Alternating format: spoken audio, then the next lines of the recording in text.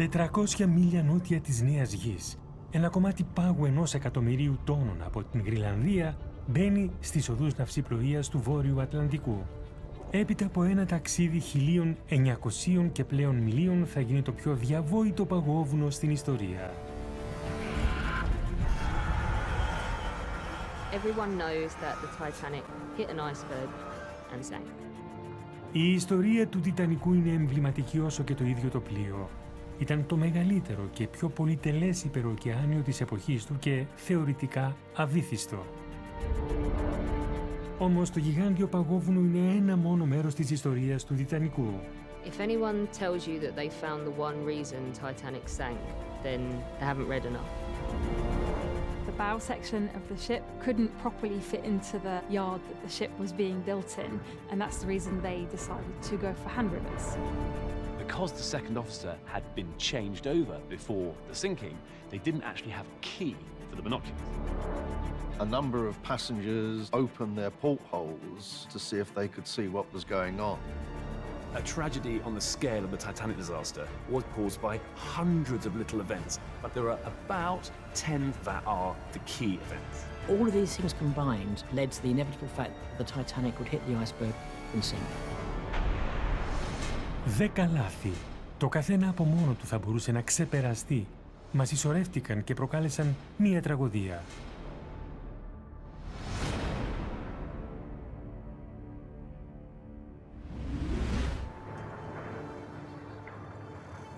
Σεπτέμβριος 1911, η ναυπήγηση του Τιτανικού ολοκληρωνόταν στο ναυπηγείο Harald and Wolff στο Belfast. Ήταν το δεύτερο από 3 ολόιδια πλοία, το Olympic, τον Τιτανικό και τον Βρετανικό, παραγγελία της ναυτιλιακής εταιρείας White Star Line και σχεδιασμένα να καταπλήξουν τον κόσμο. It sounds a cliché, but she really was beautiful.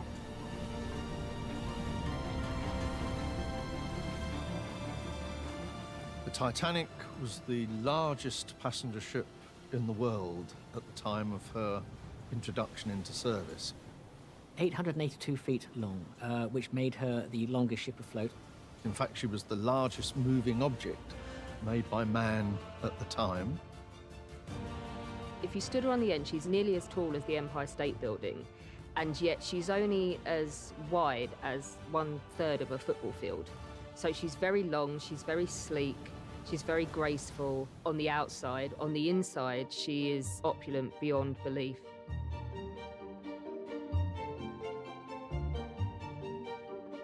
They wanted to create the most comfortable Atlantic crossing you could possibly imagine.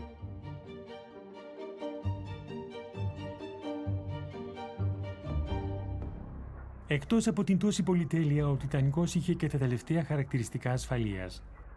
Περισσότερες σωστικές λέμους από κάθε άλλο πλοίο, την ολοκαίνουργια τεχνολογία του ασυρμάτου και στεγανά διαφράγματα σχεδιασμένα να εμποδίσουν τη βύθιση του πλοίου.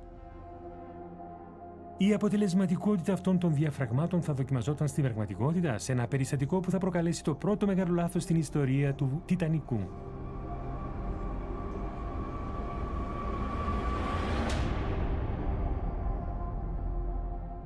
Στις 20 Σεπτεμβρίου του 1911, το αδελφό πλοίο του Τιτανικού, το Olympic, κατέβαινε το στενό Solent στη Μάνχη. The Olympic is about to set off for her 5th voyage across the Atlantic, and she's sailing through the Solent parallel to a Navy warship called HMS Hawke. And they were having a bit of a race, so there was a bit of fun going on between the two ships. Due to the restricted channel, the Olympic tried to maneuver out of the way of the Hawke, but it was misjudged. The Olympic effectively cuts up the Hawke, and he couldn't stop a collision. Unfortunately, HMS Hawke was designed to spike other ships. Her hull was built as a battering ram, so this huge ram actually went straight into the side of Olympic. It's cracked plates, it's popped rivets. There were very few ships in 1912 that could have survived such a disaster. But the fact is, Olympic's bulkheads had contained the flooding. Το Olympic, όπως και ο Τιτανικός, διέθετε μία σειρά από εσωτερικά διαφράγματα που χώριζαν το πλοίο σε υδατοστεγή διαμερίσματα. Αν και το πολεμικό πλοίο είχε ανοίξει τρύπα στο πλευρό του, τα διαμερίσματα αυτά εμπόδισαν το νερό να πλημμυρίσει όλο το πλοίο, επιτρέποντάς του να παραμείνει στην επιφάνεια.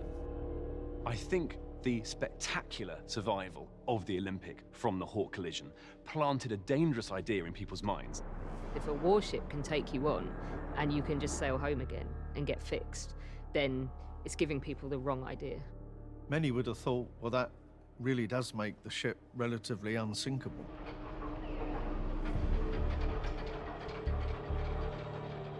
Και η άποψη αυτή δεν περιοριζόταν στους μη γνωρίζοντες. The captain of the Olympic at the time of her collision with Hawke is Edward Smith, and he will be Titanic's captain on her maiden voyage. So to his mind, he's had a practical demonstration of how one of these Olympic-class ships can be severely damaged and yet not sink, and this helps build this public perception that Titanic is unsinkable when she sails. Η σύγκρουση παρέσυρε την εταιρεία σε έναν επικίνδυνο εφησυχασμό, όμως είχε κι άλλη μία επικίνδυνη επίπτωση για τον Τιτανικό. Following Olympic's collision, she had to be rushed to Belfast for repairs. Για την White Star ήταν επίγον να επανέλθει το Olympic το συντομότερο δυνατό. Don't forget, she's already got bookings to ferry people across the Atlantic. So in terms of your priorities, if you're White Star Line, you're losing revenue. So you set Titanic aside and you fix Olympic before you go back to finishing Titanic. Οι επισκευές στο Olympic διέκοψαν την αφήγηση του Τιτανικού και καθυστέρησαν κατά 3 εβδομάδες το παρθενικό του ταξίδι. The delay of a month into service put Titanic's entry into commission in April, right at the beginning of the ice period on the North Atlantic. A season which is notorious for icebergs. Σαν να μην έφτανε αυτό, οι παραξενιές του καιρού σήμαιναν ότι την άνοιξη του 1912 θα υπήρχαν περισσότερα παγόβουνα από ό,τι συνήθως στις θαλάσσιες οδούς. Usually in any April you'd expect sight of about 125 of them. That year there were over 400. It's about the worst that they've seen for 50 years. Υπερτριπλάσια παγόβουνα από το μέσο όρο της εποχής έμπαιναν στις θαλάσσιες οδούς του Ατλαντικού, σπρωγμένα νότια από έναν ιδιαίτερα συνήθιστο συνδυασμό καιρικών συνθήκων. There were a number of factors that brought the ice across the shipping lanes in April 1912. One of them was a warm winter in 1911, and this had created a huge amount of freezing meltwater. There was so much ice in the Labrador Current in April 1912 that instead of the bergs melting away as soon as they hit the Gulf Stream, this actual flood water, this freezing river, flowed very far south into the Atlantic. Όμως το παγόβουνο που θα γινόταν η νέμεση του Τιτανικού ακολούθησε περιφερειακή πορεία. The iceberg doesn't drift straight into the Atlantic. It follows the currents, it travels north for a little while, and it's journeying around for about 6 months until eventually it drifts into the shipping lanes just south of Newfoundland in Canada. Στις 10 Απριλίου του 1912 το υπεροκεάνιο Τιτανικός βγήκε ρημολκούμενο από το λιμάνι του Southampton με 2.224 επιβάτες και πλήρωμα και ξεκίνησε το 7ήμερο παρθενικό του ταξίδι προς τη Νέα Υόρκη. Titanic was planning to be at Pier 59 in New York on the 17th of April. Now, in fact, given the distance from Europe to New York, she only had to maintain an average of 18 knots. Όμως όταν χτύπησε το παγόβουνο πήγαινε πολύ πιο γρήγορα. The simple fact is she was going too fast. 22 knots in an ice field. Had she been going slower, she may have missed the berg. Everything else would have been academic. Αυτή η υπερβολική ταχύτητα είναι το δεύτερο σοβαρό λάθος που έβλαψε τον Τιτανικό και ίσως το πιο εύκολο να αποφευχθεί. Ο καπετάνιος του Τιτανικού, ο Edward Smith, φημιζόταν για την ταχύτητά του. Captain Smith was the White Star Line's best captain. He was known as the millionaire's captain, and that's because people loved traveling with him. Not only is he a competent captain and a captain that you would trust with your big shiny new ship, but more importantly, he has the patter. He was urbane, he was sophisticated, he looked the part. The millionaires and the first-class passengers, they love him. He's very good at schmoozing. After all, being the master of one of these big ships is really being in charge of a big group of passengers, socializing with them. People would book on to a ship to sail with Captain Smith. So nobody else was going to get the job. He really liked going fast as well. He liked to get his passengers there as fast as possible. And let's face it, these passengers wanted to get there on time, and they knew that come hell or high water, Smith would get them there. White Star Line pitched themselves as the reliable option. If they say that they will get you to New York on Wednesday, then you will be there on Wednesday, come what may. Ο καπετάνιος Σμιθ ήξερε ότι η ταχύτητα ήταν σημαντική αν ήθελε να φτάσει ο Τιτανικός έγκαιρα στη Νέα Υόρκη. What we know from Smith's logbook is he was gradually going faster and faster. As the engines of these new liners settled down, he was putting on more speed. Η συνηθισμένη μέση ταχύτητα του Σμιθ ήταν περίπου 21 κόμβοι, 2 ή 3 κόμβοι πάνω από το ελάχιστο απαιτούμενο. Invariably, most captains operating on a transatlantic voyage will want to go as fast as possible in the early part of the voyage to have something in hand in case they encounter fog.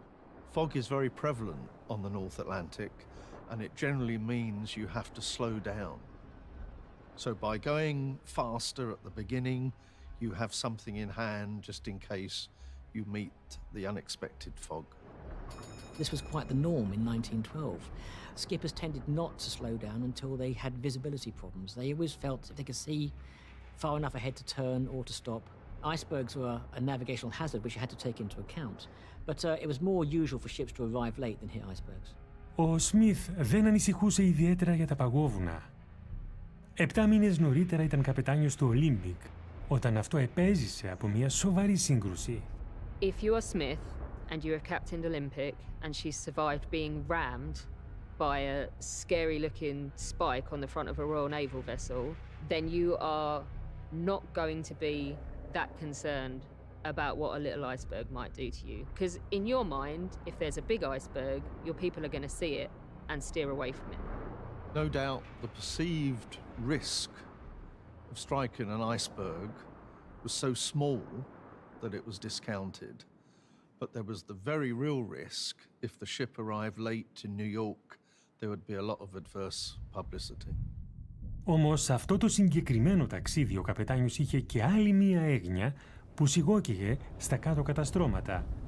Κάτι που η εταιρεία είχε επιμελώς αποκρύψει από τους επιβάτες. It is now quite well known that Titanic was in fact on fire when she left Southampton on her maiden voyage.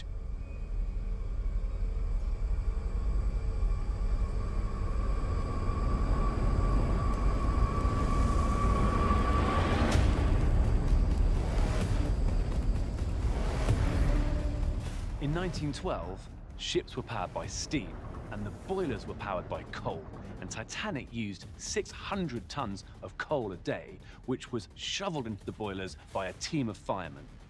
The whole idea is the coal would power the ship from one side of the Atlantic to the other. Sometimes in some of the bunkers you could get combustion of a piece of coal, which would result in a bunker fire.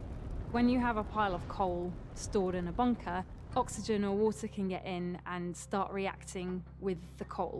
The ingredients for a fire are oxygen, which we've got, a heat source, which we have, again here, and fuel, which is our coal. So all the ingredients are there, and as more of this coal combusts, the heat goes up in that room, and therefore more coal will catch fire, and it's almost like a chain reaction. Όταν κατέθεσαν στην έρευνα για τη βύθιση, οι θερμαστές του Τιτανικού αποκάλυψαν ότι είχε πιάσει φωτιά στην καρβουναποθήκη, στο λεβιτοστάσιο υπαριθμών 5. The fire had been going since Belfast, when Titanic would have sailed with a skeleton crew round to Southampton to make the voyage. So when the Titanic left Southampton, the fire was already there. Η αποθήκη ύψους 3 ορόφων άδειασε τελικά μόλις το Σάββατο 13 Απριλίου, μία μέρα πριν από τη σύγκρουση. Fire was burning for something in the region of about 10 days. It took that long to actually empty the bunker. Το ότι έκαναν 10 μέρες να σβήσουν μια τόσο σοβαρή φωτιά είχε αναπόφευκτα συνέπειες. When you think about it, it's quite obvious that days and days of fire heat on something is going to have an effect on the bunker. Η φωτιά με θερμοκρασία μεταξύ 500 και 1000 βαθμών Κελσίου θα πύρωσε τα χαλίβδινα τυχώματα της αποθήκης. If you imagine a sheet of metal, which the Titanic was made of, if you imagine that is made up of individual building blocks.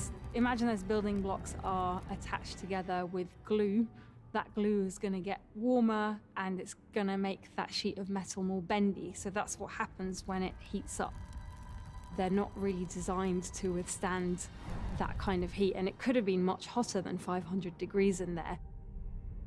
Το χαλίβδινο φύλλο που σχημάτιζε το πίσω τείχομα της αποθήκης είχε μία ακόμα κρίσιμη λειτουργία. Ήταν μέρος ενός υδατοστεγούς διαφράγματος, του χαρακτηριστικού ασφαλείας που ήταν ειδικά σχεδιασμένο για να εμποδίσει το πλοίο να πλημμυρίσει αν ανοίξει τρύπα στο κήτος. We know for a fact that the heat caused by the fire did affect the bulkhead between boiler rooms 6 and 5. What two of the surviving firemen actually said was that once the coal was taken out of bunker number 5, that you could see how the bunker had warped because of the continued heat it had been exposed to. Barrett described it as being dinged in on one side and out on the other side.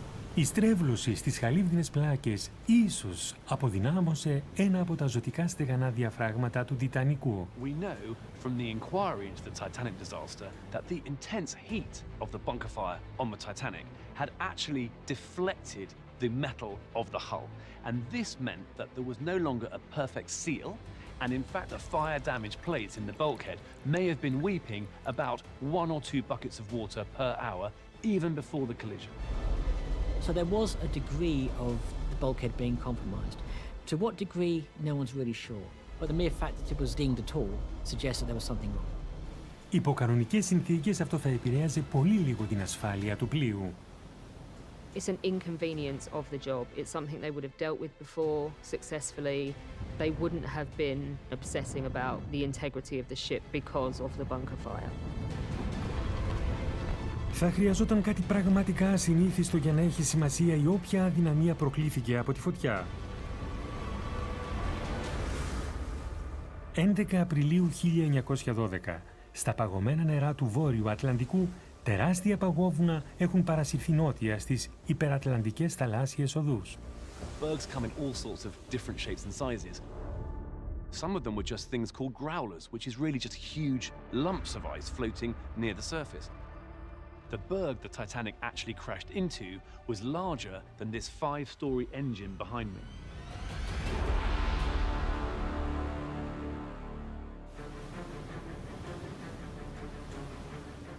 Το πολυτελές υπεροκεάνιο Τιτανικός διανύει την πρώτη μέρα του παρθενικού του ταξιδιού. Οι 1317 επιβάτες απολαμβάνουν ό,τι καλύτερο έχει να προσφέρει η White Star. Όμως, καθώς κατευθυνόταν προς τη Νέα Υόρκη με ταχύτητα 22 κόμβων, το γιγάντιο παγόβουνο παρασυρώταν αργά νότια. Κανένας καπετάνιος δεν θα ήθελε να συναντήσει ένα τέτοιο παγόβουνο. She has more than 1 million tons of ice, and most of it is below the surface. And there's a huge jagged edge of it just waiting to snag you as you go past. Το 1912 τα πλοία δεν έπλεαν εντελώς τα τυφλά. Τα περισσότερα υπεροκεάνια είχαν ασύρματο τελευταίας τεχνολογίας, εφεύρεση του Μαρκόνι, και αναμενόταν να ειδοποιούν το ένα το άλλο για την τοποθεσία επικίνδυνων παγόβουνων. Early 20th century, Marconian wireless was actually quite new. Basically, the telegraphists were trained in what they call Morse code, dit, dit, da, da.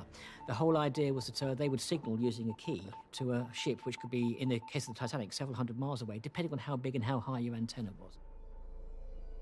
Όμως τη νύχτα της Κυριακής 14 Απριλίου οι ασυρματιστές στον Τιτανικό θα έκαναν ένα λάθος, επειδή δεν ανησυχούσαν για προειδοποιήσεις πάγου. Είχαν άλλες προτεραιότητες.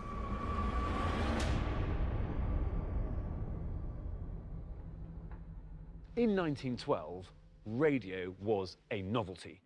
The radio operators were employed by the Marconi Company and not the White Star Line. And what they were interested in doing is getting paid to send messages from passengers to the shore. It's the equivalent of having Wi-Fi now.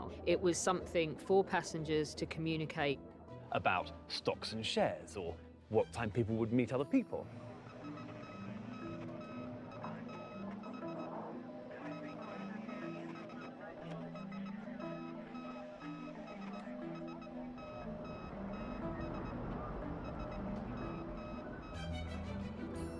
The wireless operators, they are there as a commercial entity to send passenger traffic. So there's a conflict of interest between what they prioritize and how urgently certain messages are dealt with. Εκτός από εισερχόμενα μηνύματα για επιβάτες, οι ασυρματιστές λάμβαναν και επίγουσες ειδοποιήσεις ασφαλείας από παραπλέοντα πλοία. Ήταν σημειωμένες με 3 γράμματα για να τονιστεί η σημασία τους. MSG, Master Servicegram, was a priority message that was intended to be sent to the captain, and it was used for things such as ice warnings and the like. If they have the MSG prefix, you make sure that the captain gets it. Αρκετές ειδοποιήσεις για πάγο από άλλα πλοία νωρίτερα εκείνη την ημέρα είχαν τη σήμανση αυτή και διαβιβάστηκαν αμέσως στον καπετάνιο Σμιθ. Captain Smith saw and received all these messages, so he decided to go a little bit further on, about half an hour additional travel before turning west towards New York. Heading a little bit further south, just to sort of give himself a little bit more leeway to what he thought lay ahead. Στις 5:50 το απόγευμα το πλοίο άλλαξε ρότα. Λίγο αργότερα ο καπετάνιος Σμιθ έφυγε από τη γέφυρα για να πάει να δείπνήσει, αγνοώντας τι θα σήμαινε η αλλαγή πλεύσης. Ενώ ο Σμιθ ψυχαγωγούσε τους επιβάτες της πρώτης θέσης με ένα δείπνο 10 πιάτων που περιλάμβανε στρίδια και φιλέτο μινιόν, στην αίθουσα ασυρμάτου τα μηνύματα συσσωρεύονταν. Saturday night, Sunday morning on the Titanic had been very, very difficult for the 2 telegraphists. They had a major failure of the equipment. In fact, they spent about 6 or 7 hours trying to repair it. As a result, during this time, a very, very large backlog of communications had built up. Στις 9:52 το βράδυ ήρθε άλλη μία ειδοποίηση για πάγο. Αυτή τη φορά από το πλοίο Μεσάμπα που προπορευόταν του Τιτανικού για λίγες ώρες με κατεύθυνση τη Νέα Υόρκη στην ίδια σχεδόν ρότα. Saw much heavy pack ice and a great number large icebergs, also field ice. Ήταν μία σαφής προειδοποίηση ότι η νέα ρότα του Τιτανικού θα τον οδηγούσε ίσια σε μια έκταση παγωνισίδων, διάσπαρτη με γιγάντια παγόβουνα. Όμως το μήνυμα δεν έφτασε ποτέ στον καπετάνιο Σμιθ. The problem with the Masaba message is that there was no MSG prefix. Now, Jack Phillips was not a navigator, so when the Masaba message came in, all he saw was numbers there. It would have meant nothing to him. Had the letters MSG been on that message when it was received by Jack Phillips, then that message he would have known to prioritise it and send it to the bridge. As it was, it didn't have them, so he set the message aside for later and carried on with his passenger traffic. Σχεδόν μία ώρα αργότερα, ο Τιτανικός έλαβε μία ακόμα σοβαρότερη προειδοποίηση από ένα πλοίο μόλις 10 μίλια μακριά. Όμως και πάλι έλειπαν τα 3 κρίσιμα γράμματα. At 10:30 p.m. on the night the Titanic sank, so only an hour before the collision, a vital message came in from the nearby Californian, who radioed the Titanic to say that they were stopped and surrounded by ice.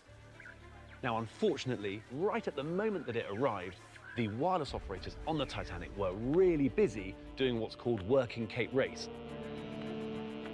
Titanic was trying to communicate with Newfoundland over 400 miles away, so it would have had its radio set switched on to a very high level. The Californian, fairly close to the Titanic, when it sent out the message to the ship, it would have come through extremely loud. It nearly blasted their ears off. So the Titanic replied, "Keep out, old man," which meant, "Please be quiet, we're busy." And sadly, with that, the operator on the Californian went to bed. Πριν μπορέσει να επαναλάβει το μήνυμά του το Californian ή έστω να βάλει το διακριτικό, ο Τιτανικός διέκοψε την επικοινωνία. So the last chance to warn the Titanic of ice in the area was lost. Ο ασυρματιστής του Καλιφόρνιαν προσπαθούσε να τους προειδοποιήσει. Ο κίνδυνος των παγόβουνων ήταν τόσο μεγάλος που το πλοίο είχε σταματήσει τις μηχανές του ως το ξημέρωμα. Αν είχε φτάσει το μήνυμα στον καπετάνιο Σμιθ, ίσως να είχε κάνει και εκείνος το ίδιο. This is one of the great what-ifs of the Titanic. And you could say it was a mistake, most definitely. When the radio operator on the Californian was told to shut up, he basically shut up. He was going to bed that night anyway. He just closed down, went to bed. 10 minutes later, Titanic hit the iceberg. Ο ασύρματος δεν ήταν ο μόνος τρόπος προειδοποίησης για παγόβουνα. 15 μέτρα πάνω από το πλωριό κατάστρωμα του Τιτανικού υπήρχε παρατηρητήριο στον προωραίο ιστό. Ήταν επανδρωμένο νυχθημερών με οπτήρες, επιφορτισμένους να εντοπίζουν κινδύνους μπροστά. Captain Smith and Titanic's officers knew jolly well they were going into an ice area and they would have to keep a very sharp lookout indeed. And the White Star Line was one of the only shipping companies that employed dedicated lookouts. Εκείνο το βράδυ ο πτήρες ήταν ο Reginald Lee και ο Frederick Fleet. Είχαν και οι δύο εμπειρία χρόνων στον εντοπισμό παγόβουνων. Όμως τη νύχτα της 14ης Απριλίου τους έλειπε ένα βασικό στοιχείο του εξοπλισμού τους. The best way of spotting an iceberg was basically using your natural eyesight as wide as possible on the horizon. When you saw something ahead, then you would identify it with the binoculars. Τα κιάλια για το παρατηρητήριο φυλάσσονταν στην καμπίνα του υποπλοίαρχου. Όμως σε αυτό το συγκεκριμένο ταξίδι οι οπτήρες δεν είχαν πρόσβαση σε αυτά. Nobody really knows what happened. The only thing we know for a fact is that before the Titanic left Southampton, there was a reordering of the officers. Henry Wilde came over from the Olympic with Captain Smith, and as a result, Second Officer David Blair left the Titanic. Πιστεύετε ότι όταν έφυγε ο Μπλερ από το πλοίο, πήρε μαζί του το κλειδί της καμπίνας του. Because the second officer had been changed over before the sinking, they didn't actually have a key for the binoculars. Σε κανονικές συνθήκες η έλλειψή τους ίσως δεν αποτελούσε πρόβλημα. Όμως τη νύχτα της σύγκρουσης, τα πράγματα δεν ήταν κανονικά.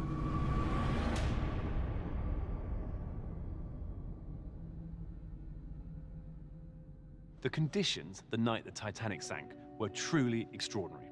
It was one of the clearest nights in history. The pressure was very high, which meant that the air was crystal clear. In fact, the starlight was so bright the night the Titanic sank that one crew member said you could have played a game of football. This gave them confidence that they could go fast and still see the iceberg. You think you're looking at a clear sea, but what you're actually looking at is a haze. There's kind of like an optical illusion happening, and it's masking things like icebergs from sight, so it really is a bit of a mind twist. If you look at this glass of water here, as the pencil is behind it, what you can start to see is the different shapes that are being made. And that's simply because light is bending according to the density of the water behind it. And this was the same the night the Titanic sank, because the air was different densities, and therefore the light was bending. Everyone has heard of a desert mirage. Well, this actually created what we call a miraging haze at the horizon behind the iceberg. So in effect, the haze on the distant horizon actually camouflaged the iceberg in the near ground. Οι οπτήρες Fred Fleet και Reginald Lee δεν υποψιάζονται ότι βλέπουν μια οπτική ψευδαίσθηση. If they'd had binoculars, theoretically, they could have seen that base of the berg a little bit earlier, and those few seconds could have been crucial for Titanic.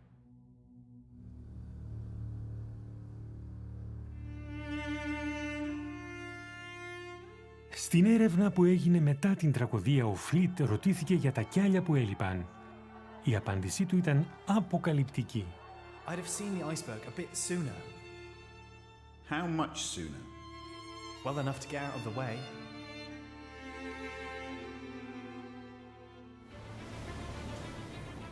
Στις 11:30 το βράδυ ο Τιτανικός έμπαινε στην έκταση με τους πάγους με ταχύτητα 22 κόμβων, βασιζόμενος μόνο στην όραση των δύο οπτήρων. Διήνυε πάνω από 10 μέτρα το λεπτό, δηλαδή όλο το μήκος σε λιγότερο από 30 δευτερόλεπτα. Υπερβολικά γρήγορα για να αντιδράσει σε ό,τι μπορεί να ξεπρόβαλε από την καταχνιά. 11:39 το βράδυ στη γέφυρα κάνει βάρδια ο υποπλοίαρχος Μέρντοκ, ενώ ο καπετάνιος κοιμάται στην καμπίνα του.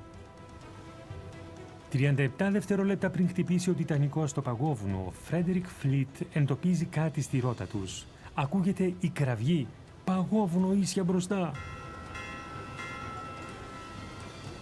Ο Μέρντοκ ακούει την καμπάνα να ηχεί 3 φορές. Είναι το σήμα για κίνδυνο στην πλώρη. As soon as the 3 strikes of the bell were heard, Murdoch looked ahead to assess the situation. He could see a berg coming directly towards them, and he decided to turn. He immediately had the helm put over first to the left and then to the right to try and skirt round the iceberg, and then that the engine should be stopped. He shouted the order, and then it was confirmed that the wheel was swung hard over. At the same time, he rang full astern on Titanic's engine telegraph. Με εντολή του Μέρντοκ, το μεγάλο πλοίο αρχίζει να στρέφει, όμως δεν μπορεί να ξεφύγει από την υποθαλάσσια προεξοχή του παγόβουνου. Whilst they've almost cleared the iceberg above the water, what they haven't done is clear the massive portion of it under the waterline, and what happens is the iceberg rakes the side of the Titanic under the waterline.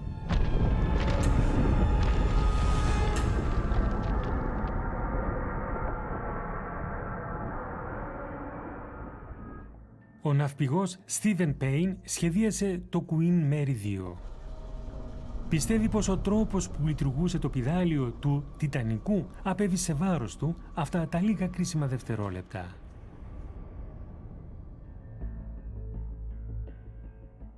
In simple terms, a rudder deflects water. Simple flat plate. And you twist it at the stern and it directs the water flow from one side to the other. But the efficiency of the Titanic's rudder was augmented by a central propeller, thrusting water past this flat plate. Η κεντρική προπέλα του Τιτανικού δίνει στο πηδάλιο περισσότερη δύναμη για να αλλάζει κατεύθυνση, όμως μόνο όταν περιστρέφεται. Crucially, when the order was given to stop the engines and then latterly reverse them, the center propeller would have been stopped. Σταματώντας, η προπέλα έπαψε να σπρώχνει νερό στο πηδάλιο για λίγα κρίσιμα δευτερόλεπτα. We're talking about a marginal situation here. And perhaps the rudder working a few percentage points more efficiently may have swung round just a little bit more to actually miss the iceberg. Αντί γι' αυτό, ο Τιτανικός χτύπησε το γιγάντιο παγόβουνο.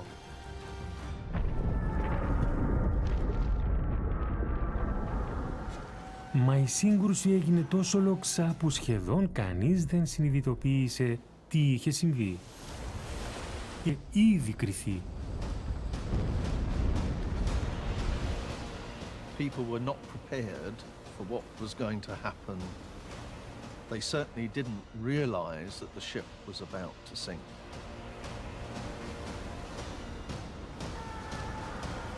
Αντίθετα με την κοινή πεποίθηση, όταν το παγόβουνο έξισε την αριστερή πλευρά του Τιτανικού, ίσως δεν άνοιξε τρύπα στις χαλίδινες πλάκες. Αντί γι' αυτό αποκάλυψε το 7ο κρίσιμο λάθος που συνέβαλε στην καταδίκη του χτυπημένου πλοίου. Το κήτος του Τιτανικού αποτελείται από εκατοντάδες μεταλλικές πλάκες, ενωμένες με 3 εκατομμύρια πριτσίνια, τα περισσότερα χαλίβδινα. A rivet is a way of fastening 2 sheets of metal together. You would take this rivet and heat it up and then put it in through a hole that was punched through the 2 pieces of metal that are lined up on top of each other. And the rivet is put in through that hole and then hammered at the flat end, and that deforms the flat end into another head and fastens these two pieces of metal together. Αυτά τα πριτσίνια κρατάνε καλά σε κανονικές συνθήκες, όμως ο Βόρειος Ατλαντικός ήταν ασυνήθιστα κρύος εκείνη τη νύχτα. Because Titanic was cutting through smooth, icy waters, her hull would have actually been below freezing at the time of the collision. Ένα απλό πείραμα, το λεγόμενο τεστ Σάρπι, δείχνει πώς οι διάφορες θερμοκρασίες επηρεάζουν τη δύναμη του χάλιβα. Αυτή η χαλίβδινη ράβδος είναι παρόμοια με αυτήν που χρησιμοποιήθηκε στα πριτσίνια του Τιτανικού. Σε θερμοκρασία δωματίου η χαλίβδινη ράβδος λυγίζει, όμως δεν σπάει. Μα όταν παγώσει σε νερό θερμοκρασίας κάτω από το 0, ο χάλιβας υφίσταται μια θεμελιώδη αλλαγή. Ο πολύ παγωμένος χάλιβας έχασε την ικανότητα του να απορροφά την ενέργεια του χτυπήματος. Στα παγωμένα νερά του Ατλαντικού τα πριτσίνια στα ύφαλα του Τιτανικού θα είχαν γίνει εξίσου εύθραυστα. Όμως δεν είναι μόνο αυτό. Τα χαλίβδινα πριτσίνια υψηλής ποιότητας μπορούσαν να τοποθετηθούν μόνο με ένα ογκώδες υδραυλικό μηχάνημα, πράγμα που στην πλώρη παρουσίαζε δυσκολίες. The hydraulic riveter was a very, very large, unwieldy piece of equipment. Where the hydraulic riveter was not so efficient was in the parts which are not straight, the turn of the bilge, or in the bow of the ship, where the hull is more angled. As a result, you had to use manual riveting crews there. Όμως τα χαλίβδινα πριτσίνια απαιτούσαν υπερβολική δύναμη για να μπουν χειρονακτικά. Έτσι, οι πλάκες στο πλωριό τμήμα του πλοίου χρειάστηκε να ενωθούν με πριτσίνια και ο σίδηρος είχε σημαντικά μειονεκτήματα. Wrought iron is not quite as versatile as steel, and when it's made in the smelting process, it produces a byproduct called slag, which is just all the stuff in the ore that you don't really want in your iron. Η σκορία στα πριτσίνια μπορεί να τα κάνει ακόμα πιο επιρρεπή σε θράψη όταν τα χτυπά μια μεγάλη δύναμη σε χαμηλές θερμοκρασίες. Και αυτό ακριβώς συμβαίνει όταν ένα πλοίο συγκρούεται με ένα παγόβουνο. You really have to appreciate the forces that were involved here. When you consider Titanic, 50,000 tons of weight moving at 20 miles per hour, there's a lot of energy in that system. And to strike an iceberg, which to all intents and purposes is an immovable object, you've suddenly got all that energy striking a solid object. As the iceberg hits the Titanic, that force and that impact has to be absorbed, it has to go somewhere, and it's going to impact the weakest sections of the ship that it's hitting, and those are along the seams, along the rivets, so the ship basically gets unzipped and water floods in, and we know what happens after that.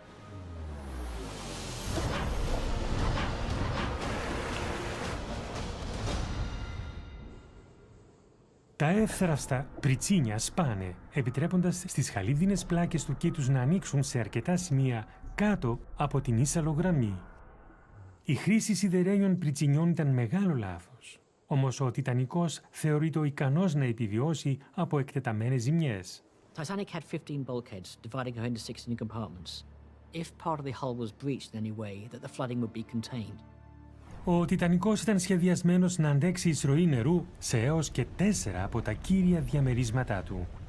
Και το μπροστινό τμήμα της πλώρης είχε ένα επιπλέον υδατοστεγές διαμέρισμα που επιβράδυνε την άνοδο του νερού στη μύτη. This made her effectively one of the safest ships afloat. 10 λεπτά μετά τη σύγκρουση όλα φαίνονταν ήρεμα. Όμως κάτω στα λεβιτοστάσια τα γεγονότα άρχιζαν να εξελίσσονται ανεξέλεγκτα. Τελικά θα αποκάλυπταν μια μοιραία αδυναμία στον υποτίθεται αβύθιστο σχεδιασμό του Τιτανικού. Our man on the spot that night in terms of the boiler room is Fred Barrett, a fireman on the Titanic. Το παγόβουνο έχει ανοίξει τρύπα στο κήτος του Τιτανικού. Το δωμάτιο όπου βρίσκεται ο Φρεντ αρχίζει να γεμίζει νερό και αυτός υποχωρεί στο επόμενο διαμέρισμα. As the watertight door closes behind him, Fred is safe in boiler room number 5. Εδώ βλέπει με έκπληξη νερό να ξεπηδά μέσα στην άδεια καρβουναποθήκη. Κλείνει με δύναμη την πόρτα της. Δεν είναι στεγανή. Μα δεν υπάρχει άλλη επιλογή. Την επόμενη ώρα παλεύει να κρατήσει το πλοίο στην επιφάνεια. He's trying to oversee some kind of rescue attempt to pump water out and see if they can at least prolong the life of the ship. Suddenly, a mass of green foamy water came crashing through into the boiler room, and Fred suddenly realised there was absolutely no more he could do. He ran to the nearest emergency ladder and got out. Ο Τιτανικός είχε 16 στεγανά διαμερίσματα που σχηματίζονταν από εσωτερικά διαφράγματα σχεδιασμένα να περιορίζουν το πλημμύρισμα. Μα τώρα το νερό πλημμυρίζει περισσότερα διαμερίσματα από όσα σχεδιάστηκε να αντέχει. At 12:40, water starts pouring into the ship, and the ship begins to sink more rapidly than before. Το διαμέρισμα από όπου διέφυγε ο Φρεντ στέγαζε την καρβουναποθήκη όπου ο ίδιος και οι άντρες του καταπολεμούσαν επί μέρες μια δυνατή πυρκαγιά. Η ακραία θερμότητα είχε στρεβλώσει τις πλάκες του πίσω μπουλμέ της αποθήκης, ο οποίος αποτελούσε μέρος ενός κρίσιμου στεγανού διαφράγματος. Νερό έμπαινε στο διαμέρισμα από την τρύπα στο κήτος. Μήπως έμπαινε και από το διπλανό διαμέρισμα από το προβληματικό διάφραγμα? I think you have to concede that there may have been some damage done to the bulkhead by the bulkhead fire. We know that one of the bulkheads was exposed to the fire that was in the coal bunker, and it is possible that that heat compromised the steel and it could have cracked and allowed that water to flow through. We know from the inquiry into the Titanic disaster that the fire-damaged plates in the bulkhead may have been weeping about 1 or 2 buckets of water per hour, even before the collision. Για το πόσο συνέβαλε το στρεβλωμένο από τη φωτιά διάφραγμα στην πλημμύρα, οι γνώμες διχάζονται. Είναι όμως σαφές ότι όταν η αποθήκη γέμισε νερό, το μόνο που το συγκρατούσε ήταν μια σαθρή πόρτα. The compartment filled up with 10 feet of water, and the weight of the water in that compartment was about 440 tons, and there was 3 tons of weight on the door. When the pressure on the door got to more than 3 tons, the door burst open, sending a huge wave, knocking him to the ground. A whole load of water, which had been held back for a while, suddenly began to overwhelm the compartment. Τα 6 μπροστινά διαμερίσματα του Τιτανικού γεμίζουν τώρα νερό που τον σπρώχνει όλο και πιο κάτω από την επιφάνεια. Ως τώρα ο Τιτανικός πλημμύρισε αργά, δίνοντας αρκετό χρόνο να εκενωθούν οι 2.200 και πλέον επιβαίνοντες.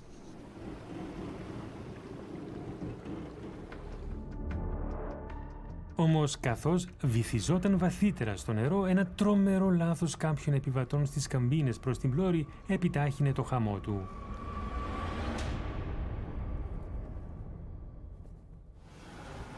Παρά τη δύναμη της σύγκρουσης, η συνολική επιφάνεια που άνοιξε στη θάλασσα από τις 6 τρύπες στο κήτος ήταν παραδόξως μικρή.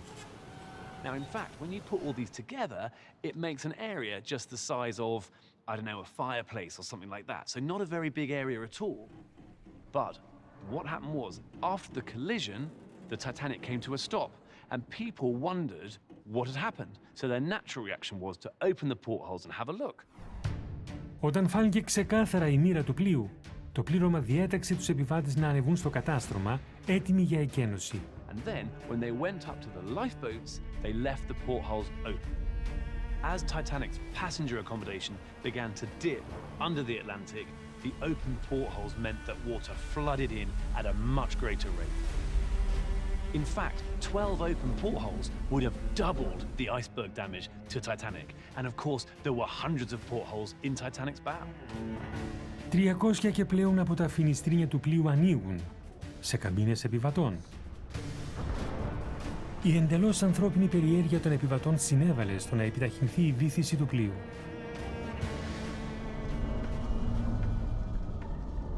Καθώς αυτό γέμιζε νερό, έγινε σαφές ότι είχε γίνει ένα μοιραίο λάθος στο σχεδιασμό των στεγανών διαφραγμάτων.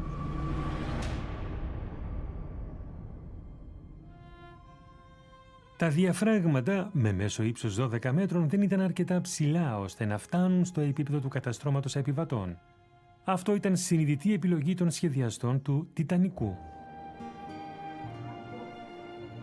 The designers of the ship wanted more space for the deck and more rooms for the passengers. So the bulkheads didn't go all the way up to the top of the ship. The problem is that you have a hotel.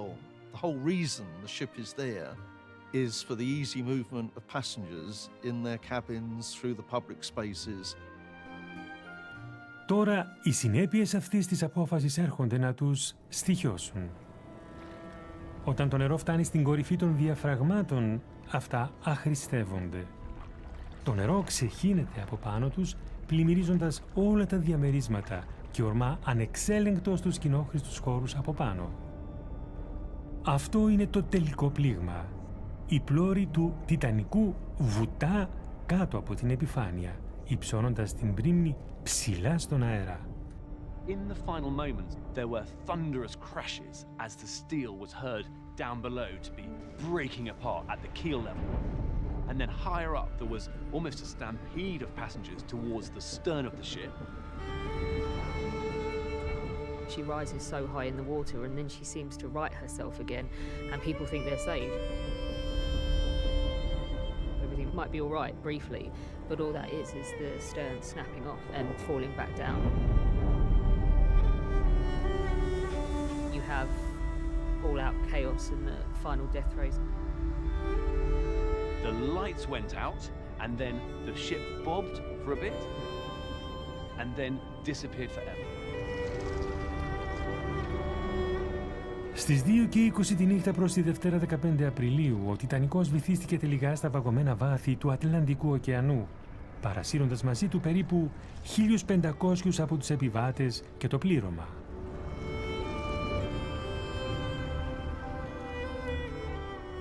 Αφού χτύπησε το παγόβουνο, κατάφερε να μείνει στην επιφάνεια για 2 ώρες και 40 λεπτά. I think it was remarkable just how well the ship did, considering 1/3 of the ship had been fatally compromised. Όμως ίσως δεν θα είχαν χαθεί όλες αυτές οι ζωές αν δεν είχε γίνει ένα κρίσιμο λάθος. Το τελικό λάθος του Τιτανικού.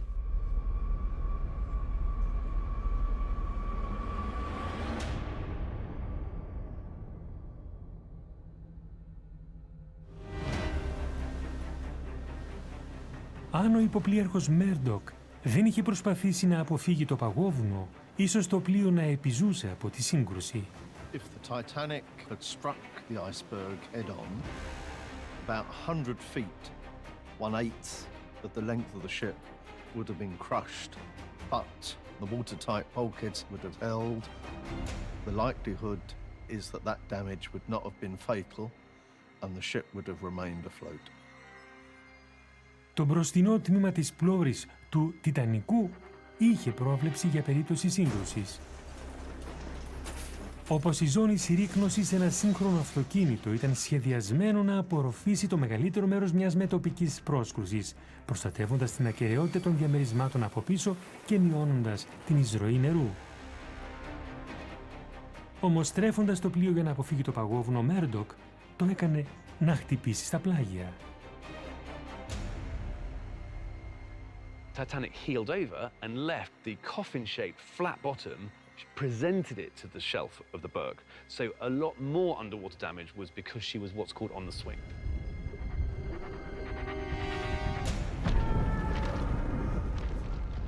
Το σύρσιμο του κάτω μέρους του πλοίου πάνω στο παγόβουνο προκάλεσε περισσότερη δομική ζημιά από ότι μια μετοπική σύγκρουση. Όμως ο Μέρντοκ δεν θα έπαιρνε ποτέ αυτή την απόφαση. If you are First Officer Murdoch, the last thing that's going to occur to you to do is to smash face first into an iceberg. It just doesn't happen. It's against every human instinct. Also, as well, it's a brand new shiny ship and it's a career ender if you make the wrong call. In my opinion, you couldn't fault Murdoch in what he did. It was the classic response and what was expected of him.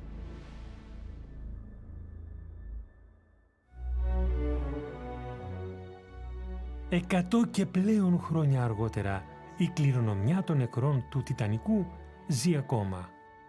We owe them a tremendous debt and gratitude because sailing today on a modern ship is so much safer because of the lessons learned from the Titanic.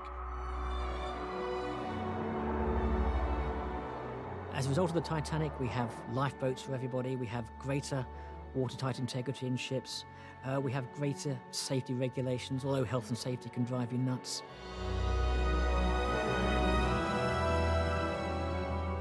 As the designer of the Queen Mary 2, the last transatlantic liner operating on the Atlantic, I had to be acutely aware of all the lessons learnt from the Titanic. And in fact, the majority of those lessons are now enshrined in maritime law.